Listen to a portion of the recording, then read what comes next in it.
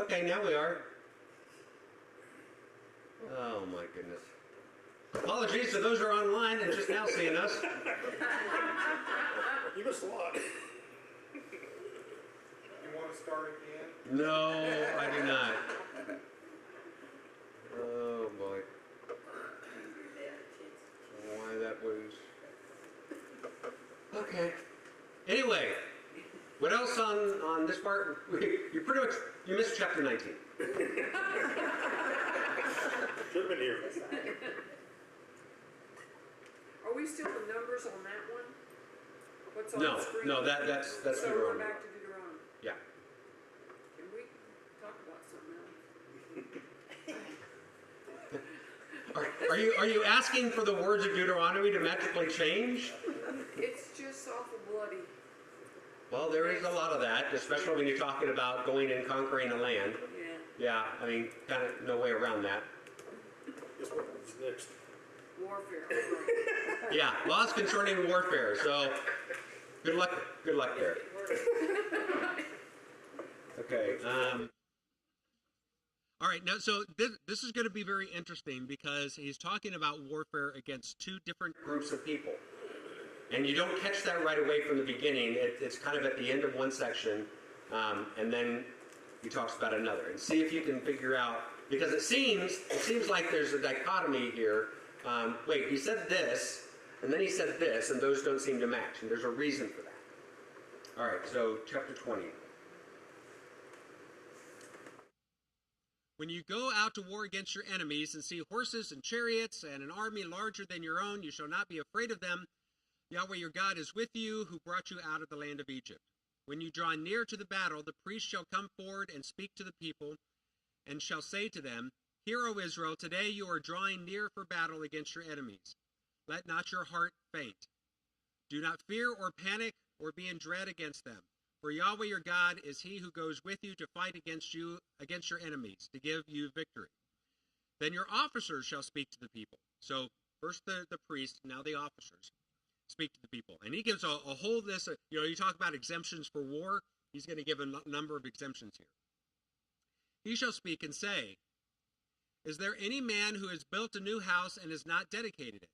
Let him go back to his house, lest he die in the battle and another man dedicate it. Is there any man who has planted a vineyard and has not enjoyed its fruit? Let him go back to his house, lest he die in the battle and another man enjoy its fruit. Is there any man who is betrothed to a wife and has not taken her? Let him go back to his house, lest he die in the battle and another man take her.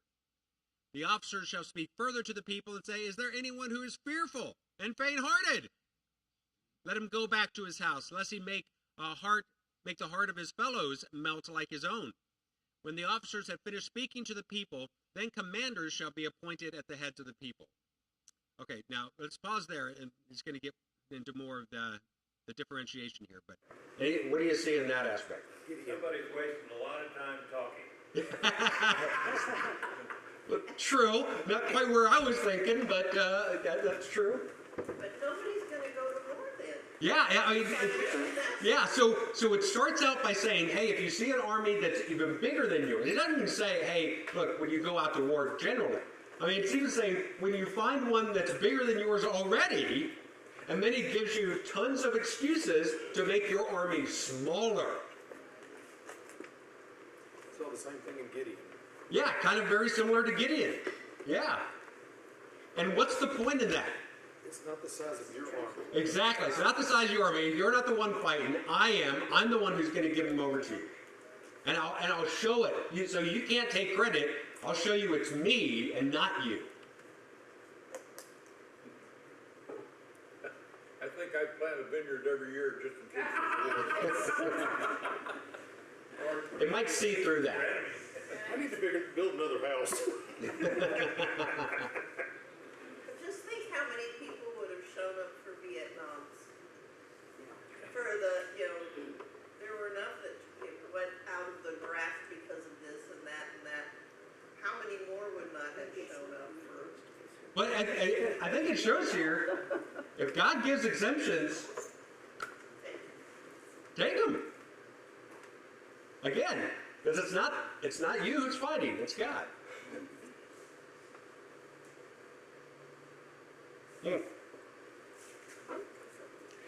Why do you think, why priest first and then officer? Check with God first. Yeah. And what's he say? But the priest, hear Israel, today you are drawing near for battle, let not your hearts faint. So he's talking about what God is going to do. And then the officers come up and saying what you can do and how you can be excused. So fitting that the priest first talks and gives word from God here. War is then a moral issue, not a political issue. Right. Yeah. Yeah. And who gets to decide that? Well, it's God who ultimately is going to do that. Well, it kind of seems that some of the things God says doesn't make sense to us from a human aspect, but then we see He knows what He's doing. It's amazing how that works out like that, isn't it? God knows what He's doing. Hey, go figure. Yeah. Yeah. All right, so here's where you're going to see some things that are going to make you go, no, wait a minute. Wait a minute. That doesn't seem to jive with what we heard before. Okay. Here we go. When, verse 10, when you draw near to a city to fight against it, offer terms of peace to it. If it responds to you peaceably, and it opens to you, all the people who are found in it shall do forced labor for you and shall serve you. But if it makes no peace with you, but makes war against you, you shall besiege it. And when Yahweh your God gives it into your hand, you shall put all its males to the sword. The women and the little ones, the livestock, everything else in the city, and its spoil, you shall take as plunder for yourselves. You shall enjoy the spoil of your enemies, which Yahweh your God has given you. All right, we'll pause there for a second. So, anything interesting there? Winner take all. Well, winner take all, yeah, I guess. But this is after previously saying you go into the land, you destroy everything in it. Right. And everyone in it. Right. Yeah, so how do you make sense of that seeming dichotomy? Because he's talking about cities far from the area he's getting. It's the next verse, right. So this is where he's talking. So verse 15. Thus you are to do to all the cities that are very far from you, which are not the cities of the nation here. In other words, those cities that you're going to war against that are not in the promised land, that are not a part of the inheritance. Those who are a part of the inheritance, no, yeah. But if you're taking the women and children, then aren't you likely to be bringing in their religion? Yeah, I find that part interesting too. So the only thing that I can draw from that is maybe these other nations that are not in the promised land, they weren't as evil. I don't know. I can't give you different, because it seems to me, yeah, they're going to have a negative influence too, right? But it was allowed for this. So it's interesting that now they have slaves. Mm-hmm. They have escaped slavery and now they have slaves. But they can't do that among their brothers. Their fellow Israelites, they were not to. That doesn't matter. It probably matters to their brothers. Yeah, but you know what I mean. Yeah. So why are they going beyond the borders of the promised land? It's not. It's simply beyond the. I think it was talking like when they were wandering the wilderness. Although this is after that, and it's like they're still going to run into issues here and there. I mean, when you do, this is how you're to act. But having terms of peace seems like a pretty good deal. But in practice, it seems like every time they got engaged with somebody far away, it wasn't bad for the far away people, it was bad for the Israelites. The Assyrians came in and they were brutal. Well, yeah, but that was a punishment upon Israel. That was a judgment upon Israel and their abandonment of God. And God did tell the Israelites and then later the Babylonians that they would pay for what they did to Israel. God used them and then punished them. You say, well, that doesn't seem right. They deserved it. All right, what verse are we at?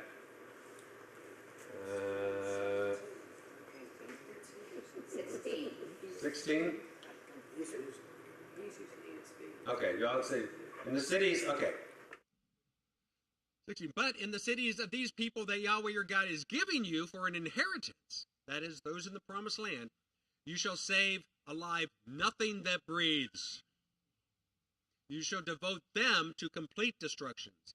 The Hittites, the Amorites, the Canaanites, the Perizzites, the Hittites, the Jebusites, that Yahweh your God has commanded, that they may not teach you to do according to their abominable practices that they have done for their gods, and so you sin against Yahweh your God.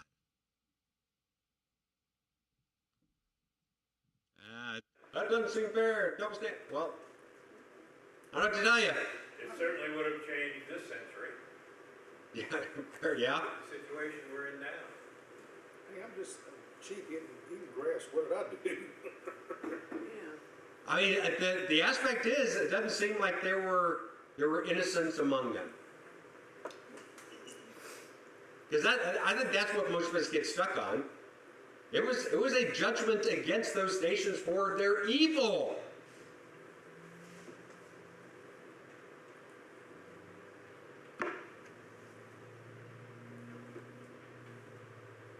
Okay, so here I talked about there's going to be a talk of trees. Here we go. I found this interesting. When you besiege a city for a long time, making war against it in order to take it, you shall not destroy its trees by wielding an axe against them. You may eat from them, but you shall not cut them down. Are the trees of the field human that they should be besieged by you? So he's like, are you gotta show mercy to the trees? But he makes a differentiation. Which trees? Only the trees you know are not trees for food. Those you may destroy and cut down, and you may build siege works against the city that makes war with you until it falls. So in other words, if you're outside of a city and you're besieging the city, you can cut down trees that don't bear fruit and use them to build your siege works. You know, your rams, your veteran rams, your trebuchets, whatever. They don't have trebuchets yet, but you know, those types of things. You can build from the trees that don't have fruit, but you can't take the ones that do bear fruit. Interesting. It's also a food source. Yeah, I mean, it is. It's a very practical rule. Do acorns count? Maybe. Do acorns count? I don't know. Are you a squirrel?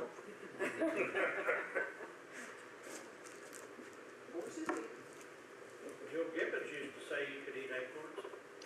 You can eat them, but they don't taste good. Yeah. You can make I know there's ways you can do it. We can boil out the tannins and stuff, you know, and have it, but acorn. you got to be really hungry to do that. I think fruit trees are not real strong.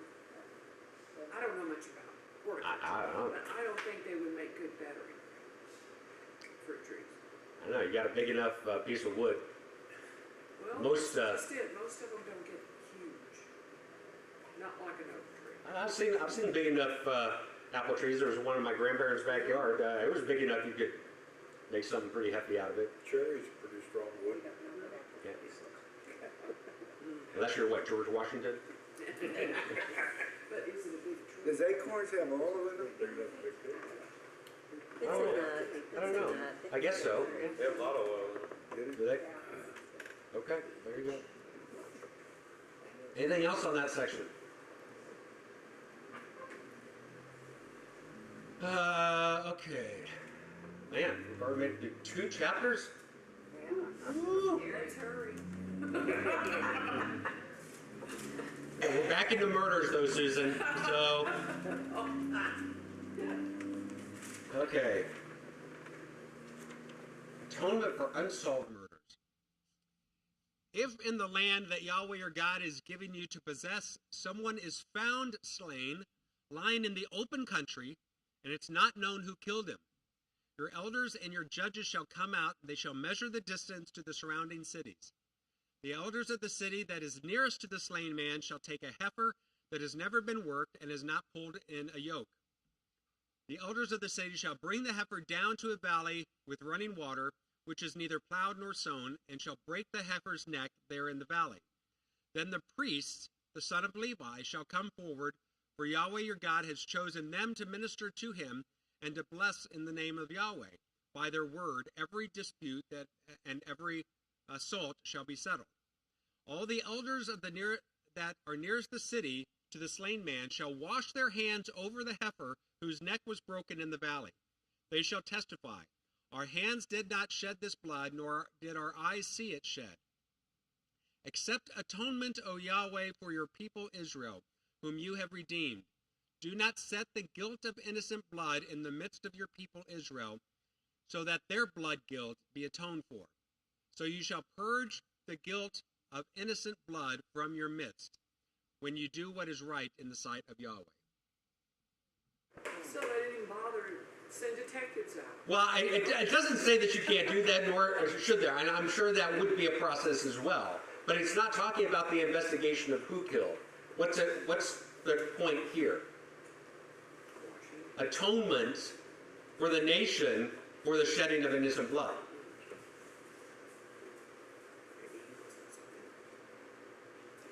Well, it doesn't say the one who died.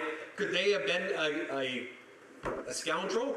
Sure, but it was still a murder. Is the Texas defense? Yeah, it might have been a heart attack. It doesn't read that way, right? It's slain. Yeah, it says slain, not just died. The heifer paid the price. The heifer paid the price. That's right. This is different than the red heifer that comes later, right? In the Bible. I don't recall which reference The red that is. heifer, there's, and we'll talk about it later.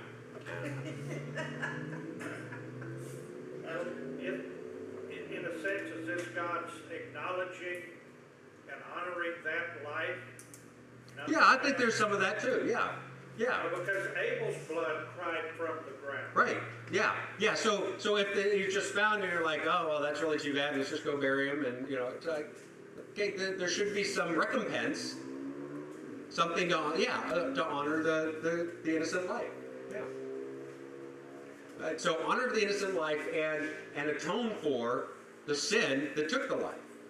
Yeah. Yeah, so it was a corporate ethos. Yes. It was beyond just, oh, wasn't that too bad, or, ooh, that was, somebody bad did this.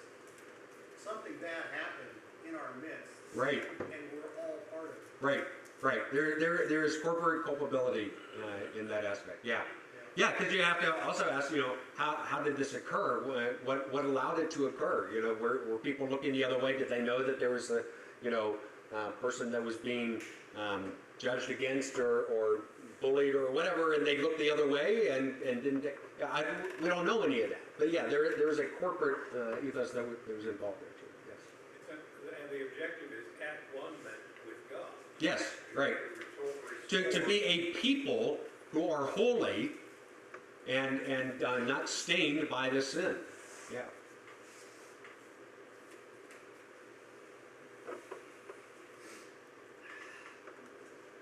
All right. Well, you'll love this next part.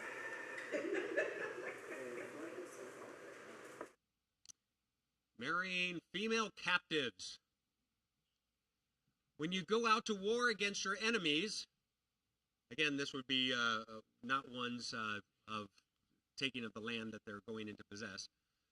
Yahweh your God gives them into your hand, and you take them captive, and you see among the captives a beautiful woman, and you desire to take her to be your wife, and you bring her to your home.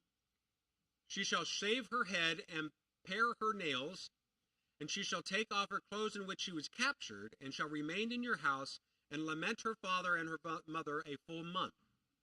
After that you may go in to her and be her husband, and she shall be your wife. But if you no longer delight in her, you shall let her go where she wants, but you shall not sell her for money, nor shall you treat her as a slave, since you humiliated her. Mine says you've already had sex with her. Well, yeah, I think that goes along, yeah. By implication, you can kill the ugly ones, but you might keep Where do you get that? Oh, Are you reading the Bible? that's, I think it's saying if you find someone that you want to marry, it doesn't say the ones that you don't want to who are not beautiful you get to kill. It doesn't say anything about that. My goodness. She naked for 2 months? Yeah. No, well, I wouldn't take it to mean that. I don't think that she wasn't given other clothes. It's to take off the clothes in which she was captured. You know, give her. I think it's an aspect of dignity to give something where you're not in the tatters and stuff of war. Does she have to shave her head? Yeah, I don't know the reasoning behind that. You know, I don't think it's because they feared lice or something. But Maybe that's his way of saying she's taken. that's likely to have a part of the Would he implication. have But I already don't. had wives? What's that? Would he have already had a wife or 2 or 3? That's possible, but not necessarily. It is a misnomer to say that you know, most of the men in the Old Testament were polygamous. That's simply not true. The math doesn't work, Yeah. right? Who had money? Right. It's only those with a lot of means that might have, and for a variety of reasons too. Do you think the shaving of the head is possible, something to the effect of, this is your old wife that is being discarded, you're now bringing a new wife or a new way of doing it? That's certainly, I think that would be possible. Yeah.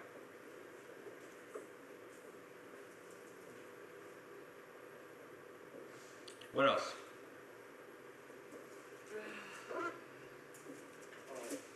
It says in mine, it says Schaefer, and indicative of leaving her former life and beginning a new life, or perhaps symbolic of mourning.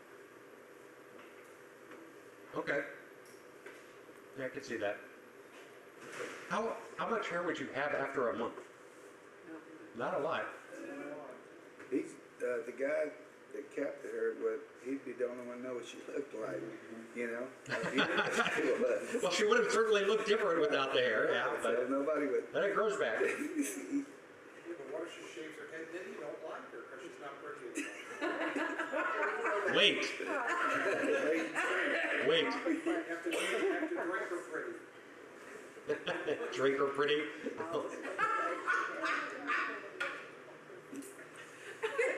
Oh, vey. Oh, vey. Derek gets this. Sound like that song, the girls get prettier clothes time? Yeah. Anywho, verse 15, moving on. Boy, this is a Aren't you group. glad you moved out to the country? Oh my goodness. Wow. All right. If a man has 2 wives, the one loved and the other unloved, and both the loved and the unloved have borne him children, and if the firstborn son belongs to the unloved, then on the day when he assigns his possessions as an inheritance to his sons, he may not treat the son of the loved as the firstborn in preference to the son of the unloved, who is the firstborn. He shall acknowledge the firstborn, the son of the unloved, by giving him a double portion of all that he has. For he is the firstfruits of his strength. The right of the firstborn is his. This is interesting. Jacob. Yes, because there are specific examples, and more than just Jacob. There are multiple examples when this didn't happen this way.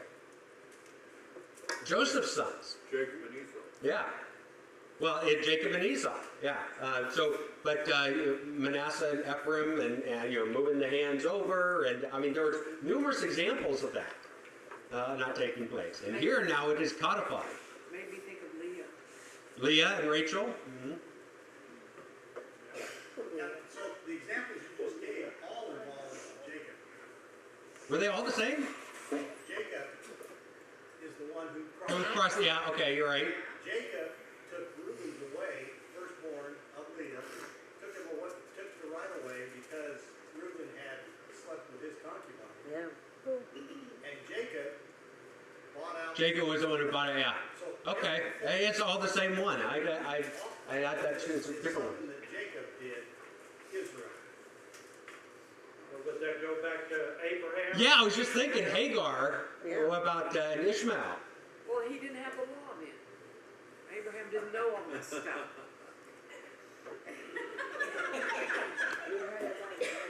Yeah, it's still interesting. Yeah. And of course, it's also interesting in Jacob's case of Jacob and Esau. Jacob was the one who made his appearance first by his ankle. He just didn't make his full appearance yet. But isn't it still valid that a male child that opens the womb is holy to the Lord? Yes. That Yeah. didn't change. Yeah. Yeah, and that goes along with some of the same aspects too. Yeah. Yeah. Firstborn has specified rights and responsibilities. Only if they're male? Well, there is an example in the inheritance when the male line wasn't able to be fulfilled, and some of the daughters were able to hold a possession, an inheritance. I don't remember exactly which, but that does come up, I think, in Joshua. Joshua had to make a call on that one time. Yeah, I don't remember the specifics, but yeah, there is an example. And we're going to stop there, not just for time, but that's as far as I got, anyway. I will mention that in Hebrews, the heifer is talked about again as a example of Christ, spotless, and gave his life. He gave his life for a sacrifice. So the heifer is sacrifice. Do you have it right there? Hebrews 9, verse 12, 13, and 14. And what does it say? You want the whole thing? Not with the blood of goats and calves, but with his own blood he entered the most holy place, once and for all, having obtained eternal redemption.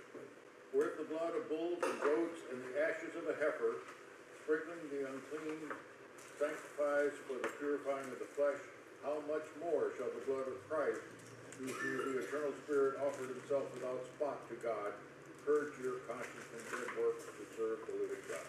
Okay. Well, there you go. All right. Well, again, those online, apologize that you missed chapter 19. It was riveting, the best chapter we've ever read. There's a charitable group called the Red Heifer. All right. Let's go with the benediction. Lord bless you and keep you. The Lord make his face shine on you and be gracious to you. The Lord look upon you with favor and give you his peace. Amen. God bless.